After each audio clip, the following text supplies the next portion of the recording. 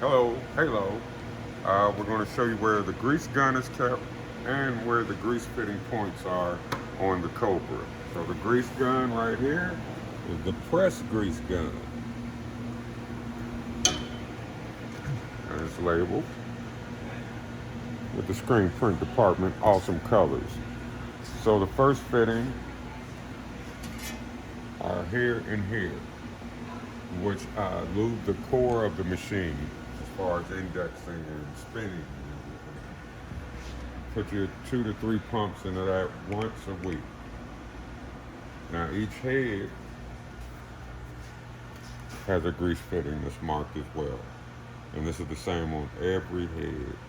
And you want to put a couple squirts of grease in this, especially on the heads that are utilized the most, like 1 and 10 or 5, 6. Where the flashes are, you don't have to. I would say rotate the flashes so that each head can get used though. So be sure to do that. And that's weekly. So be sure to grease your machine. And keep it clean, please. Keep it clean. Bam on.